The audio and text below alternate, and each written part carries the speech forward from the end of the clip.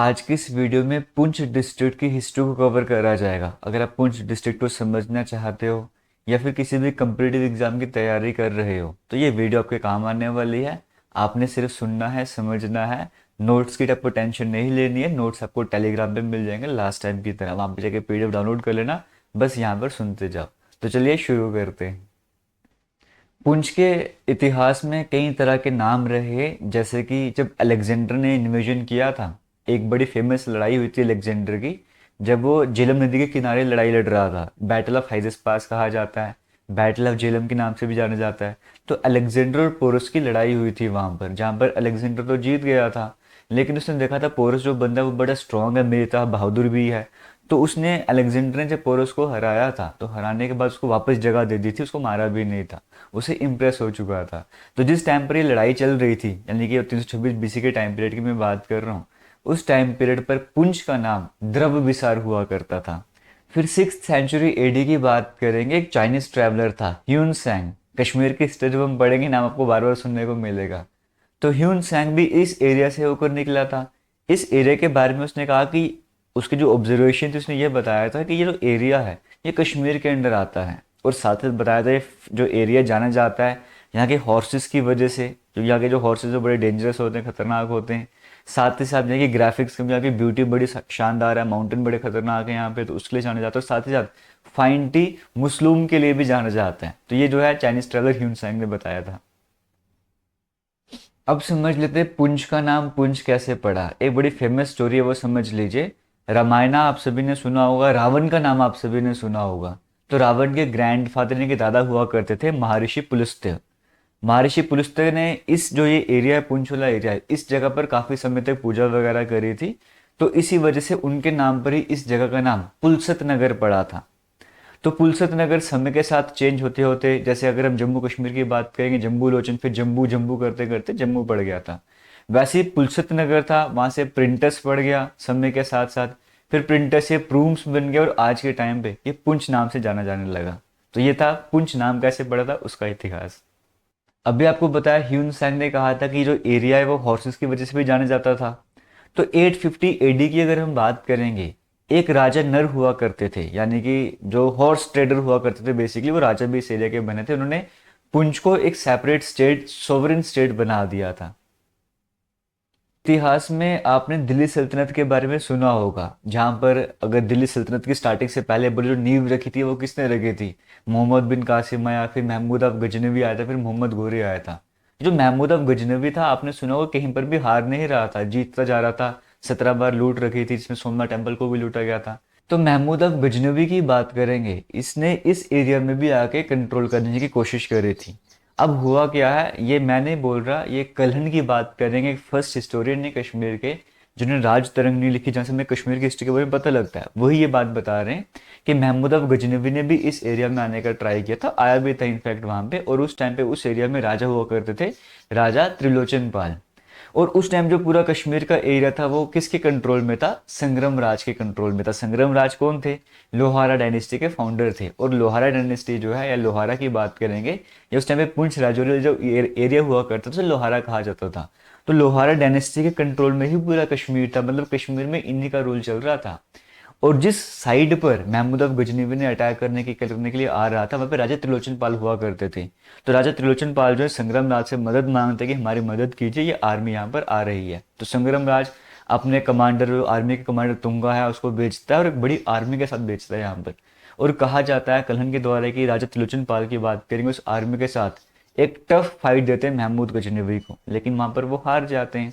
उसके बाद महमूद ऑफ गजनवी की बात करते हैं, ये बोलता है कि ये संग्राम राज ने कैसे मदद कर दी, इसने कैसे यहाँ पर आकर किया, तो मैं जाके कश्मीर में भी अटैक करूंगा। तो फिर जो है महमूद ऑफ गजनवी की बात करेंगे, कश्मीर जाने की तरफ ट्राई करता है, लेकिन रास्ते में लोहार फोर्ट की बात करेंगे, वो सामने आ जाता है। लोहारा फोर्ट की बात करेंगे, जहाँ पे संग्राम राज खुद ही रहा करते, तो इस तरह का किला था जिसको क्रॉस करना बड़ा डिफिकल्ट बन जा रहा था। तो महमूद ऑफ गजनवी नहीं क्रॉस कर पा रहा था। लेकिन महमूद ऑफ गजनवी की खासियत हुआ करती थी, वो सिपाही सिस्टम भी रखता था, जासूस भी रखा करता था। जब उसको लगता कि हाँ मौका है, मैं दोबारा से एंट्री करता, तो दोबारा से यहाँ पर आया था, कश्मीर में एंट्री करने की कोशिश करता। लेकिन लोहारा फोर्ट आज के टाइम में लोरन जगह है जो पुंछ में, वहाँ पे आपको कहा जाता है कि अवशेष मिलते हैं इसके। तो वहां से क्रॉस करने की कोशिश करता लेकिन नहीं कर पाया था। तो इस तरह से लास्ट अटेम्प्ट थी किसी मुस्लिम इन्वेडर की जो बाहर से आ रहा था और अटैक करने की कोशिश करता, बट सक्सेसफुल नहीं हो पाया था। बाकी इंडिया में हर जगह जीत रहा था, लेकिन यहाँ पर ये मुश्किल बन गया था। ये भी पुंछ ने देखा है, तो पुंछ का इतिहास है। बारी मुगल एम्पायर की। अब मुगल एम्पायर का जब टाइम चल रहा है, तब जहांगीर की बात करेंगे 1596 में। वो सिराजुद्दीन को रूलर बना देते हैं पुंछ का, कि तुमने पुंछ को संभालना है अब। और जहांगीर की बात करेंगे, जब वो कश्मीर में जाया करेंगे तो इसी रूट से होकर जाया करेंगे, बीच में रेस्ट वगैरह किया करेंगे, कश्मीर से बड़ा प्यार था। तो सिराजुद्दीन को जो है वो कश्मीर का पुंछ वाले साइड का रूलर बना दिया जाता है। फिर उसके बाद 1596 से लेकर 1792 तक ये सिराजुद्दीन या इनके जो डिसेंडेंट होते हैं आगे, वो सभी रूल करते हैं। शहबाज खान हो गया, या इस तरह से पीछे रुस्तम खान भी एक आते। और उस टाइम पे कहा जाता है कि पुंछ का नाम रुस्तम नगर के नाम से भी जाना गया था। आगे बढ़ते जाओ, दिल्ली सल्तनत वाला हमने टाइम भी देख लिया, मुगल एम्पायर वाला टाइम भी हमने देख लिया। होता क्या है, 1819 में महाराजा रंजीत सिंह की बात करेंगे, वो इस पूरे एरिया को अपने कंट्रोल में कर लेते हैं। और ये सारा हिस्सा जो है अब लाहौर दरबार का हिस्सा बन जाता है, जो सारा एरिया था, क्योंकि वो लाहौर दरबार को कंट्रोल कर रहे थे।